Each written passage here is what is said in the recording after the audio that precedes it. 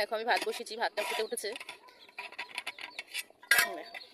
দেখো বন্ধুরা, আমি এক হাত দিয়েই বাঁধাকপিগুলো কোচাবো।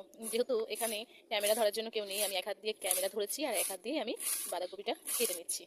এই দেখো, তো আমি বাঁধাকপিটা কেমন করে রান্না করি আর আমি কি কি রান্না করি সেটাই আজকে তোমাদের সঙ্গে শেয়ার করবো। তো তোমরা পুরো ভিডিওটা দেখতে থাকো। আমার মতো কে কে পারো সেটা অবশ্যই কমেন্টে জানাবে। দেখো আমি এক হাত দিয়ে বাঁধাকপি কুচিয়ে নিচ্ছি। এখানে দেখো আমি লাল শাক কুচিয়ে নিয়েছি আর আমি এখানে নিয়েছি পটল আর আলু কেটে। যে আলুটা দিয়ে দিয়েছি, এবার আমি এই বাঁধাকপিটা দিয়ে দেবো, দিয়ে এবার আমি সেদ্ধ করে নেবো ভালো করে। এখানে আছে কাঁকড়া মাছ আর সিলভার মাছ আর ল্যাটা মাছ। তো এই মাছগুলো দিয়ে আজকে আমি রান্না করব। এখানে দেখো বাঁধাকপিটা সেদ্ধ হয়ে গেছে, আমি নামিয়ে নিয়েছি। কড়াইতে তেল দিয়ে তেজপাতা আর পাঁচফোড়ন দিয়ে দিয়েছি আর দিয়ে দিয়েছি চেরা কাঁচা লঙ্কা,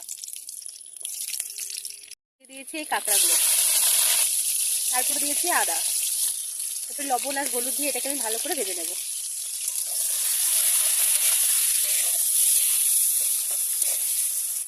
ভাজা হয়ে গেছে, এবার এর মধ্যে আমি কিছু গুঁড়ো মশলা ভিজিয়ে রেখেছিলাম, সেই গুঁড়ো মশলাটা দিয়ে দেবো, যেমন ধরে গুঁড়ো, জিরে গুঁড়ো। একটু নাড়াচাড়া করে নিয়ে এবার আমি বাঁধাকপিটা দিয়ে দেবো এর মধ্যে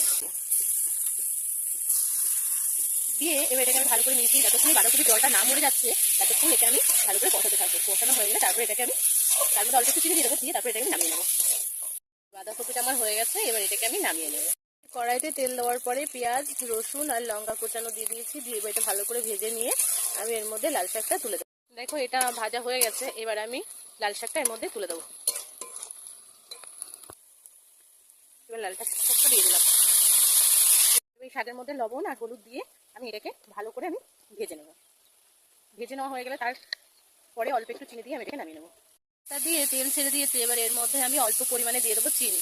চিনিটা দিয়ে ভালো করে আমি এটাকে নাড়িয়ে চাড়িয়ে ভেজে নেবো। ভেজে নিয়ে এটাকে আমি নামিয়ে নেবো। কড়াইতে তেলটা গরম হয়ে গেছে, আমি মাছে লবণ হলুদ মাখিয়ে রেখেছি, এবার আমি মাছটা দিয়ে দেবো, দিয়ে ভালো করে আমি ভেজে নেবো। ভাজা হয়ে গেছে, এবার এই মাছ ভাজা তেলের মধ্যে আমি পটল আলুটা ভেজে নেবো। অল্প একটু লবণ দিয়ে দেবো। পটলটা ভেজে আমি তুলে নিয়েছি, এবার আমি এই ভাজার তেলের মধ্যে আমি জিরে ফোড়ন দিয়ে নেবো। এবার দিয়ে দেবো আদা জিরে বাটা। এটা কষানো হয়ে গেছে, এবার আমি ভাজা আলু আর পটলটা দিয়ে আমি এবার ভালো করে লবণ আর হলুদ দিয়ে কষে নেব আর একটু শুকনো লঙ্কার গুঁড়ো দেবো।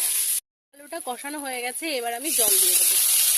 ফুটে উঠেছে, এবার আমি মাছগুলো দিয়ে দিচ্ছি।